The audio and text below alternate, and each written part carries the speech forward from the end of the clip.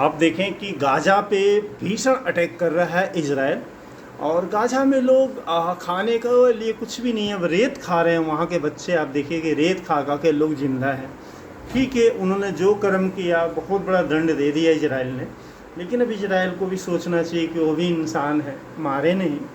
ठीक है, जो गलत लोग थे उनको, जो आतंकवादी थे, मार दिया, लेकिन अब थोड़ा सा उन बच्चों पे ध्यान देना चाहिए कि उनके पास तक खाने पीने को पहुंच सके, ताकि वो लोग जिंदा रह सके। अब रेत खा के कोई बच्चा कितने दिन तक जिंदा रहेगा।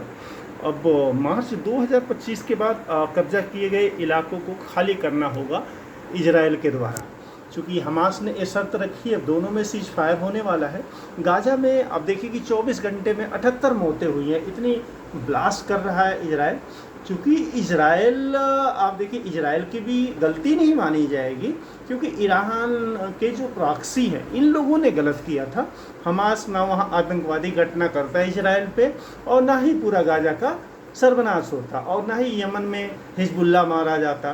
तो गलती पहले इन लोगों की है, तो इन पे ध्यान देना होगा कि इन्होंने ऐसा क्यों किया।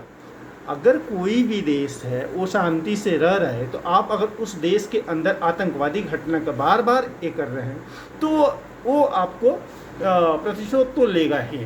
और वही काम नेतन्याहू कर रहे हैं। आप देखें कि कतर में अभी चर्चा चल रही है कि युद्ध विराम कैसे किया जाए, जिसमें उन्होंने इजराइल ने बोला है कि ठीक है, आप हमारे लोगों को वापस कर दो, फिर हम देखते हैं क्या होगा।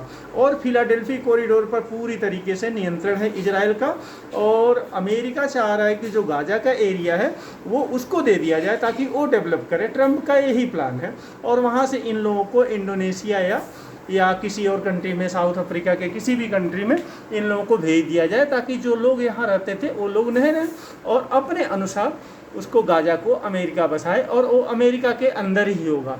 तो हमास ने 3 शर्त रखी है इसके लिए कि गाज़ा इजराइल के सामने, कि अगर सीज फायर होता है तो 3 शर्तें उसको माननी होगी। तो अब देखिए कि गाज़ा की शर्त खारिज कर दिया है, जो हमास की शर्त थी वो खारिज कर दिया। इजराइल ने नहीं माना उनकी शर्त, और वो लगातार अटैक कर रहा है, और रुकने वाला नहीं है। अब शांति मसौदे पे हमास बोला कि नहीं सीज फायर के लिए हम तैयार हैं, और शर्त भी रख रहा है। तो इजराइल का कहना है कि शर्त आप नहीं रखोगे, अब जो हम कह रहे हैं उसके अनुसार ये हम लोग आपस में सीज फायर कर लेते हैं। तो अब हमास शर्तें रखने लगा। हमास के सारे सीनियर अधिकारी, जो अधिकारी थे या जो कमांडर थे, सब मार दिए गए, और मैक्सिमम लड़ाके भी उनके मार दिए गए। तो अब ये देखेंगे कि ये दूसरा फ्रंट है। तीसरा फ्रंट आप देखेंगे कि ताइवान को ट्रंप की शक्ति मिल चुकी है, इसलिए अब चीन थोड़ा सा आराम से सोच रहा है कि लड़ाई शुरू करे, कब नहीं करे। तो आप देखिए कि चीन को भी अभ्यास करना बहुत भारी पड़ गया। ताइवान को हार्पून सिस्टम भी मिल गया, और जो बारूदी चीज़ है, अब युद्ध की तैयारी में पूरी तरीके से था चीन, लेकिन ट्रंप ने सब कुछ बदल दिया वहाँ, और सबको पता कि पूरा समंदर दहल गया बारूदी बवंडर से। तो ट्रंप ने अपने शिप्स भी भेज दिए हैं, और आप देखेंगे कि गुयाना का जो ये है बेस है, वहाँ से भी ये लोग तैयारी कर रहे हैं। अमेरिका और कुछ नाटो कंट्री भी हैं। जबकि सबको पता है कि अगर रसिया यूक्रेन में जीत जाता है तो फिर वो रसिया सपोर्ट करेगा चीन को ताइवान स्टेट के लिए। लेकिन अब शायद ट्रंप की कोई और चाल है। ट्रंप चाहते हैं कि रसिया को हम अपने साथ ले आएँ, पुतिन को हम अपने साथ लाएं, ताकि हम चाइना पे अटैक कर सकें। इसलिए उन्होंने पहले कहा कि हथियार हम नहीं देंगे, लेकिन यूक्रेन को, लेकिन फिर अभी उन्होंने धीरे से विचार करना शुरू कर दिया कि क्या हम दे दें। अब देखिए कि यूएस ने 5 harpoon anti ship missile system भेजा है वहाँ पे, और 2020 के जो उनका एग्रीमेंट हुआ उसी के अनुसार ये कर रहे हैं, वहाँ डिलीवरी कर रहे हैं। तो हर सबको ये देखना होगा कि क्या ये तीसरा फ्रंट शुरू हो जाएगा ताइवान वर्सेस चीन, या 2 फ्रंट जो अभी हैं उन दोनों फ्रंट के बाद ये सभी युद्ध समाप्त होंगे। लेकिन देखिए रसिया यूक्रेन का तो अभी समाप्त नहीं होना है, क्योंकि व्लादिमीर पुतिन ने कहा कि जब तक अपना हम टारगेट अचीव नहीं कर लेंगे तब तक हम नहीं रुकेंगे। खामेनी उधर अलग आज दिखे हैं खामेनी, चूँकि मुहर्रम का महीना चल रहा है और आज खामेनी बाहर आए हैं, तो हो सकता है कि न्यूक्लियर टेस्ट करने वाले हों, बहुत करीब हों, और उनको डर भी है कि अमेरिका और इजराइल कभी भी उनको मिसाइल हमला करके मार सकता है। लेकिन फिर भी खामेनी बाहर आए तो कहना पड़ेगा कि खामेनी के अंदर भी थोड़ी बहुत हिम्मत है, और वो जानते हैं कि अगर हमने ऐसा किया तो इजराइल और अमेरिका हमको छोड़ेगा नहीं। आप देखिए कि जो ट्रम्प का संदिग्ध विमान है, वो ट्रम्प का प्लान क्या है, वो कहीं भी पहुंच रहा है।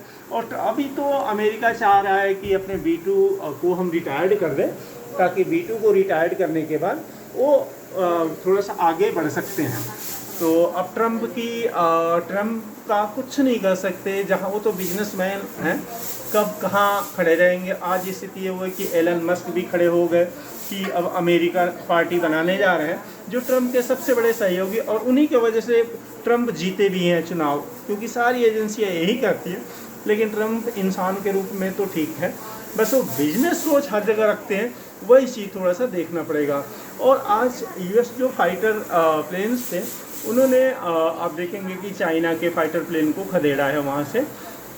तो जब उन्होंने खदेड़ा है तो चाइना को बहुत बड़ा झटका लगा है। चाइना ये नहीं सोच रहा था कि इतना बड़ा ये करेगा अमेरिका इसके साथ, ताइवान के साथ। अब उनको लग रहा है कि नहीं करेगा। आप देखिए कि ट्रम्प की सुरक्षा में भी सेध लग गई, आज सुनने को मिल रहा है। प्राइवेट या नागरिक विमान को उड़ान भरने की इजाज़त नहीं थी, लेकिन तभी क्षेत्र में एक संदिग्ध प्लेन आ गया, प्लेन ने उड़ान भरी। तो शायद लग रहा है कि ट्रम्प और नेतन्याहू को जो फतवा जारी किया है ईरान के खामेनी ने, तो हो सकता है कि उधर उस तरफ भी इनको डर है कि वो लोग आगे ना बढ़ जाएं, क्योंकि हम ये नहीं कहा जा सकता कि कौन कब तक सेफ है इस युद्ध में। तो प्लीज़ आप लोग अगर आगे भी देखना है तो वर्ल्ड क्रिएटर को सब्सक्राइब ज़रूर करें और शेयर और लाइक करें।